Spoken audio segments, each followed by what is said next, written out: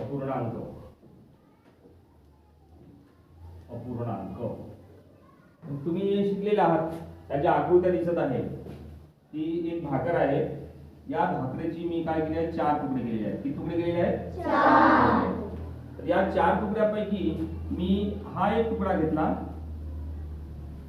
आणि हा एक तुकडा घेतला आणि दुसरा हा एक तुकडा घेतला. भाकर किती होती? 1. या भाकरीचे तुकडे किती केले होते मी? 4. म्हणून तुम्हाला हे अपूर्णांक लिहायचा माहित आहे. 4 तुकडे केले आणि 4 तुकडे केल्यानंतर जो एक तुकडा आला त्या तुकड्यासारखे 3 तुकडे मी घेतले, म्हणून वरती 3 लिहायचे. वरती 3 लिहायचे. हा झाला 3. आता वाचन कसं करायचं? 3 अंश छेद 4. आता या ठिकाणी जी भाकर घेतल्या, 2 भाकरी घेतल्या.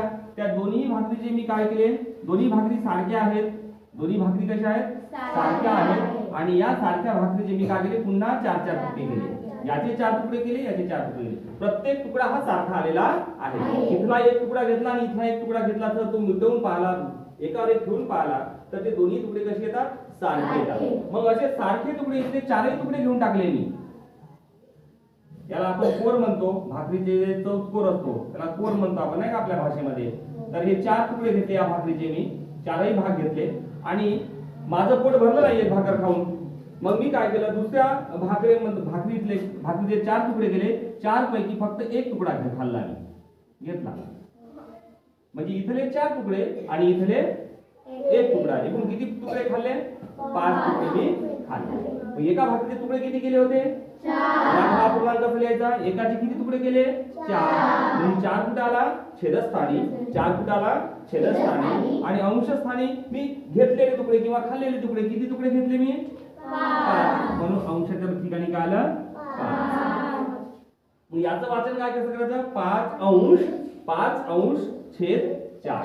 या प्रकारे याचं वाचन होत आहे. तर या दोन अपूर्णांकामध्ये जर आपण निरीक्षण केलं तर याचा जो अंश आहे तो कसा आहे?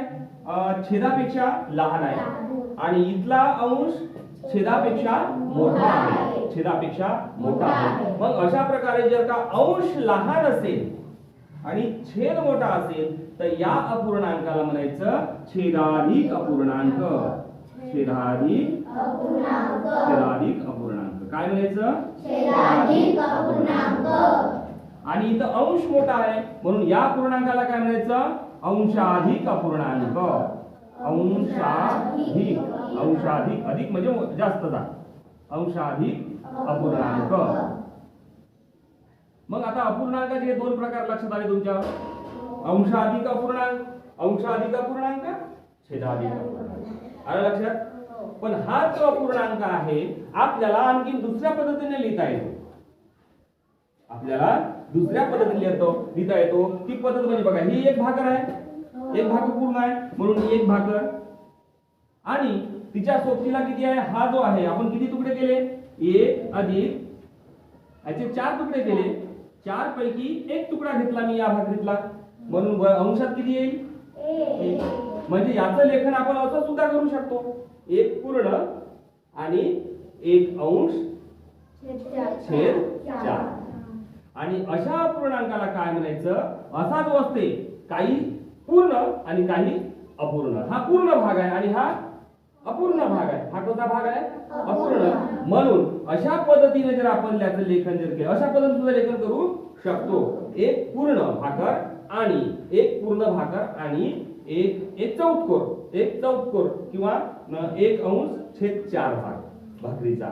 तर या मांडणीला या प्रकारच्या हा अपूर्णांक असा सुद्धा आपण लिहू शकतो, 1 पूर्णांक 1 अंश छेद 4.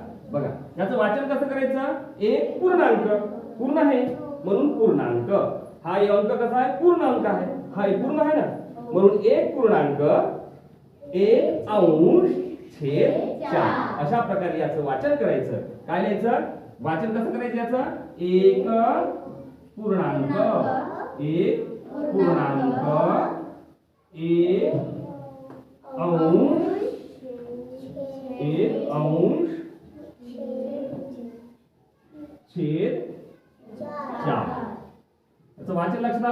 तुमच्या?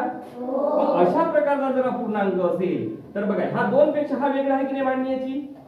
मग अशा प्रकारच्या अपूर्णांकाला एक काय म्हणायचं? पूर्णांक युक्त अपूर्णांक. काय म्हणायचं?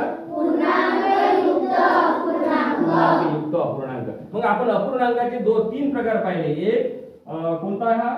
छेदाधिक अपूर्णांक. छेदाधिक. दुसरा अंशाधिक अपूर्णांक. अंशाधिक हा दोघाला अपूर्णांक म्हणून. अपूर्णांक, छेदाधिक अपूर्णांक, अंशाधिक अपूर्णांक. आणि तिसरा प्रकार होता पूर्णांक युक्त. पूर्णांक युक्त. युक्त म्हणजे त्या सोबत पूर्णांक युक्त अपूर्णांक. असे अपूर्णांकांचे 3 प्रकार आहे. अंशाधिक अपूर्णांक, छेदाधिक अपूर्णांक आणि पूर्णांक युक्त अपूर्णांक. अशा प्रकारे अपूर्णांकाचे 3 प्रकार आहेत. मग या अपूर्णांकाची जर आपल्याला तुलना करायची झाली, जसं आपण संख्यांची तुलना करतो, 4 मोठे की 7 मोठे? 4 मोठे की 7 मोठे? कोण मोठं? 7 मोठं. मग असं आपल्याला अपूर्णांकाची सुद्धा तुलना करता आली पाहिजे. कोण मोठं? तर ते तुलना कशी करायची? ते तुलना करण्यासाठी आपल्याला मोठा अपूर्णांक कोणता, छोटा अपूर्णांक कोणता तो समजला पाहिजे. तर त्याच्यासाठी मी तुम्हाला एक ट्रिक सांगतो, अतिशय सोपी. आलं का लक्षात? एक मी तुम्हाला ट्रिक सांगतो, ती लक्षात ठेवायची. बघा, 3/4 आणि 7/4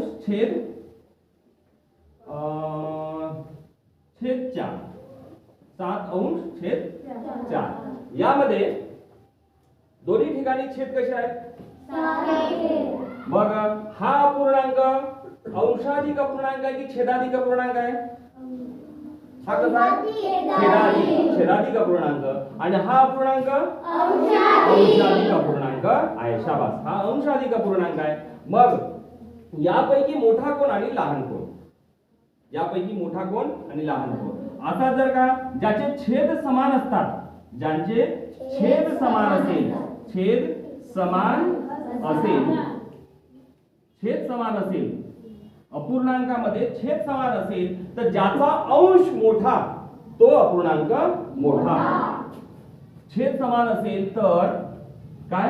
ज्याचा किंवा ज्या अपूर्णांकाचा अंश मोठा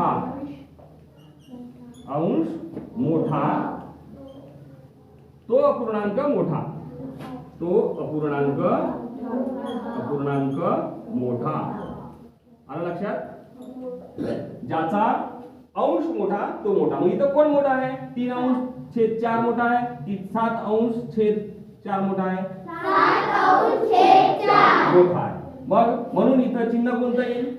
लेस दॅन, ग्रेटर दॅन और इज इक्वल टू.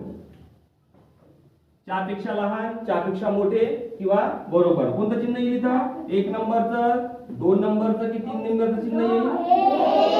1 नंबरचं चिन्ह येईल. 3/4 लहान, 7/4. आलं लक्षात? कोण मोठा आलं समजलं? पण याच्या उलट जर का अंश सारखे असेल आणि छेद वेगळे असेल तर या कंडिशन मध्ये आपण काय करायचं? बघा, अपूर्णांक असे नाही राहिले, उलट घेऊ आपण हे आता. 4/3 आणि 4/4. तर याच्यामध्ये आता आपल्याला तुलना कोणाची करायची आहे? छेदाची. मग इथं छेद कोणाचा लहान आहे आणि कोणाचा मोठा आहे ते पहा. इथं छेद लहान आहे, इथं छेद मोठा आहे. जर अंश समान असेल, अंश कसे असेल? अंश समान असेल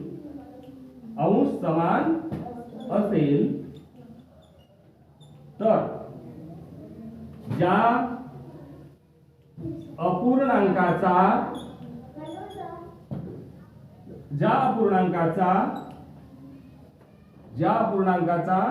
छेद मोठा तो अपूर्णांक कसा? लहान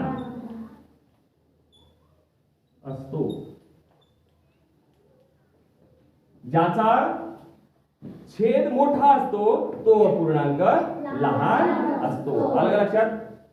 बघा, ज्याचा छेद मोठा तो अपूर्णांक लहान. मग कोण लहान आहे? तर 4 अंश छेद 3 लहान आहे की 4 अंश छेद 7 लहान आहे? 7 लहान आहे. आलं लक्षात? आलं का लक्षात? मग आता मी तुम्हाला काही गणित देतो, त्यावरून तुम्ही सांगायचं की कोण लहान आणि कोण मोठा. बघा, 7 अंश 5 छेद 7 अंश 8 छेद यामध्ये कोण सारखे आहे? अंश सारखे आहे. मग आता कोणता अपूर्णांक लहान झाला? तुलना आपल्याला छेदाची करायची आहे. जेव्हा अंश सारखी असते तेव्हा काय कंडिशन असते? कोण मोठं असते? 7 अंश छेद 8 कसा आहे?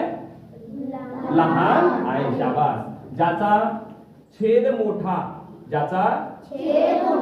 अंश सारखे असताना ज्याचा छेद मोठा तो अपूर्णांक मोठा, लहान तो अपूर्णांक लहान. मग यामध्ये आपल्याला हे 1 नंबरचं चिन्ह, हे 2 नंबरचं चिन्ह आणि हे 3 नंबरचं चिन्ह. कोणतं येईल चिन्ह इथं? इथं चिन्ह कोणतं येईल? 1 नंबरचं चिन्ह येईल. समजलं तुम्हाला? आणि 8 अंश छेद 12 आणि 9 अंश छेद 12 हे एक दुसऱ्या प्रकारचं गणित दिलं. याच्यामध्ये कोण मोठं? याचे काय सारखे आहे? छेद सारखे आहे. म्हणून इथं कोण मोठा येईल? हा काय येईल? मोठा येईल. छेद समान असेल तर ज्याचा अंश मोठा तो मोठा. मग इथं चिन्ह कोणतं येईल? 1 नंबर, 2 नंबर, 3 नंबर? 1 नंबरचं चिन्ह येईल. आलं लक्षात तुमच्या? किती मिनिटात झाला? नाही, बंद नाही सर.